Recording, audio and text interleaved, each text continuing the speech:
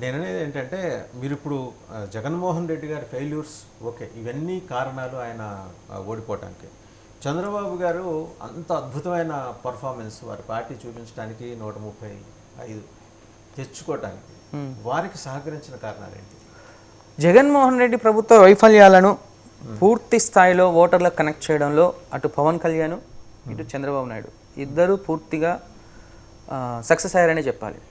ఎందుకంటే ఓన్లీ సంక్షేమ పథకాలు తీసుకున్న వాళ్ళకి బాదుడే కార్యక్రమం పెట్టి నీకు ఎంత ఇస్తున్నాడు, నీ దగ్గర నుంచి ఎంత తీసుకుంటున్నాడు అనే విషయాన్ని ప్రజలను ఆలోచింపజేసింది చంద్రబాబు నాయుడు. దాని తర్వాత చంద్రబాబు నాయుడుని అరెస్ట్ చేసిన తర్వాత గేమ్ చేంజర్గా పవన్ కళ్యాణ్ రావడం అనేది చంద్రబాబు నాయుడుకి కలిసి వచ్చిన అంశం. అండ్ దాని తర్వాత ఈ సూపర్ 6 కార్డు ఏదైతే ఉందో జగన్మోహన్ రెడ్డి సంక్షేమ పథకాలు ఏదైతే ఉన్నాయో సూపర్ 6 కార్డు ఈ ఉచిత ఆర్టీసీ ప్రయాణం, మహిళలకైతే ఉచిత ఆర్టీసీ ప్రయాణం అంటే కర్ణాటకలో ఇంప్లిమెంట్ అయింది, తెలంగాణలో ఇంప్లిమెంట్ అయింది, అది సక్సెస్ అయింది ఫార్ములా కూడా. అండ్ ఆంధ్రప్రదేశ్లో కూడా ఇంప్లిమెంట్ అయింది. మహిళలకు సిలిండర్లు అయితేంది, తర్వాత నిరుద్యోగ భృతి అయితేంది. ఇవన్నీ చూసుకుంటే ఏంటంటే అంటే ఒకందుకు కంపేర్ చేస్తే ఇక్కడ ఓన్లీ సంక్షేమ పథకాలు ఉన్నాయి, ఇటు సైడ్ అభివృద్ధితో కూడిన సంక్షేమం ఉంది అనే ఒక ఉద్దేశంతో ప్రజలు ఇక్కడ నమ్మడం మొదలుపెట్టారు. ఇవి చంద్రబాబు నాయుడుకి కలిసి వచ్చిన మొదటి అంశాలు. ఇంకొకటి రాజధాని, ఎవరు ఉంటే రాజధాని నిర్మించుకోవచ్చు. ఎందుకంటే మన జూన్ 2వ తారీఖు 10 సంవత్సరాలు అంటే తెలంగాణ రాష్ట్రం ఆంధ్రప్రదేశ్ రాష్ట్రం విడిపోయిన తర్వాత దశాబ్ది ఉత్సవాలు చేసుకుంది, అక్కడేమో అసలు రాజధాని లేకుండా ఒక శూన్యత ఉంది ఆంధ్రప్రదేశ్లో. జూన్ 2వ తారీఖు అదే 2019లో కూడా చంద్రబాబు నాయుడు గవర్నమెంట్ ఏర్పాటు చేస్తుంటే వాళ్ళకు ఒక రాజధాని అనేది ఏదో ఒక ఫిగర్ అనేది కంప్లీట్గా ఉంటుంది.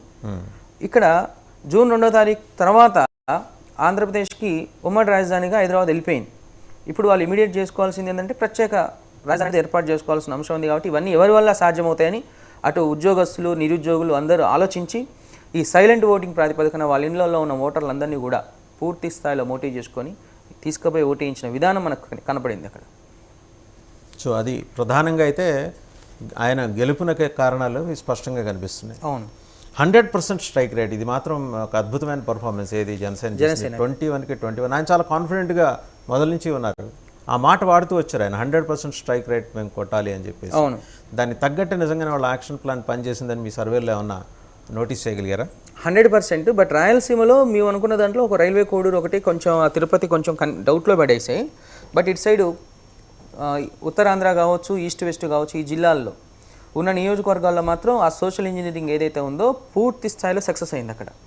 అక్కడ ఓట్ బ్యాంక్ అంటే జనసేన ఓటర్స్ అందరూ టీడీపీ పోటీ చేసిన కాడ సపోర్ట్ ఇవ్వడం, టీడీపీ ఓటర్స్ అందరూ జనసేన పోటీ చేసిన కాడ సపోర్ట్ ఇవ్వడం, వ్యతిరేక ఓట్ బ్యాంకు వేరే పార్టీకి పోకుండా పూర్తి స్థాయిలో వీళ్ళు సక్సెస్ అయ్యారని చెప్పాలి. ఓకే, వ్యతిరేక ఓట్ బ్యాంక్ అయితే వెళ్ళాలి. అంటే చాలా అప్రహెన్షన్స్ వచ్చినాయి. ఓటు ట్రాన్స్ఫర్ కాదని లాస్ట్ ఇంటర్వ్యూలో కూడా మీరు చెప్పారు, ట్రాన్స్ఫర్ కాదు, మాకు చాలా బలమైన నమ్మకం ఉంది. అంతగా ఓటర్స్ని కన్సాలిడేట్ చేసిన, యాంటీ జగన్ ఓటింగ్ని కన్సాలిడేట్ చేసిన ఫ్యాక్టర్ ఏంటి? Alliance main. ఏదైతే ఈ వాస్తవానికి ఏంటంటే సోషల్ మీడియా కూడా ఇందులో కీలక పాత్ర పోషించింది. అంటే వాళ్ళు ఏదైతే ప్రతిపక్ష అంటే జగన్మోహన్ రెడ్డి ఫెయిల్యూర్స్ని ప్రజల్లోకి తీసుకెళ్లాలనుకున్నారో వాళ్ళిద్దరు తలుచుకుంటే కాదు కదా. ఇందులో డిజిటల్ మీడియా కానీ సోషల్ మీడియా కానీ డిఫరెంట్ సెక్టార్స్లో ప్రతి ఓటర్ కనెక్ట్ అయ్యే విధంగా పూర్తి స్థాయిలో ఈ జగన్మోహన్ రెడ్డి ఫెయిల్యూర్స్ని తీసుకెళ్ళి వ్యతిరేక ఓట్ బ్యాంకుని పక్కకు పోకుండా చేయడంలో పవన్ కళ్యాణ్ ఎమోషనల్ స్పీచ్లో మీరు చూస్తుంటే ఎక్కడైనా ఆ రోజు మీరు చూసుండొచ్చు, ఒక స్పీచ్లో నేను విన్నాను గతంలో పవన్ కళ్యాణ్ 2 చోట్ల ఓడిపోయిన వాడు 151 స్థానాల్ని గెలిచినోని ఓడిస్తాడు, గద్దె దించుతాడు చూస్తారా అని అన్నాడు. అదే వాస్తవమైంది. చూడండి, 151లో ఒక నెంబర్ మిస్ అయితే అన్నాడు, ఆ 5వ నెంబర్ మిస్ అయింది, అటొకటి ఇటొకటి మిగిలింది, 11 సీట్లు మిగిలినాయి.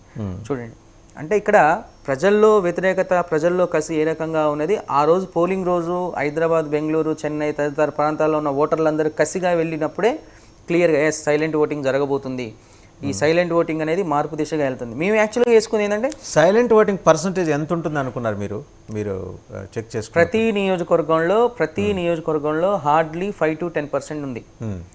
గెలిచింది కూడా అదే ఓటింగ్ ఎక్కువ. అండ్ ఎక్కడైతే ఈ ఈస్ట్ వెస్ట్ ఉత్తరాంధ్రలో మాత్రం అక్కడ సోషల్ ఇంజనీరింగ్ అంటే క్యాస్ట్ ఈక్వేషన్స్ని చూసుకుంటే మొదటి నుంచి కూడా ఈస్ట్ వెస్ట్ ఉత్తరాంధ్ర టీడీపీకి కొంచెం అనుకూలంగానే ఉంది. అదేవిధంగా ఈస్ట్ వెస్ట్లో జనసేన పార్టీకి కూడా అనుకూలంగా గతంలో 2019లో అండ్ 2009లో ప్రజారాజ్యం పోటీ చేసినప్పుడు కానీ 2019లో మొన్న జనసేన పోటీ చేసినప్పుడు కానీ ప్రతి నియోజకవర్గంలో 20 నుంచి 30,000 50,000 ఆ రేంజ్లో ఓటింగ్ వచ్చింది. అంటే గెలవకపోవచ్చు కానీ ఓటింగ్ అయితే ఆ రేంజ్లో ఉంది. బట్ ఈ రెండు పార్టీలు కలిసినప్పుడు మెజారిటీ మాత్రం ఏ రేంజ్లో ఉంటుందని క్లియర్గా స్పష్టంగా నిన్ననే అర్థమైంది. సో మెజారిటీలు చూసారా 40,000 50,000 వాళ్ళు కూడా ఊహించుండవచ్చు. ఇందాక అదే చెప్తున్నారు ఆయన ప్రెస్ మీట్లో. ఇంత భారీ మెజారిటీలు అండ్ ఇటువంటి విజయాన్ని ఇటువంటి తీర్పుని తాను ఇంతకుముందు చూడలేదన్నారు చంద్రబాబు గారు. 1994లో చూసారుగా.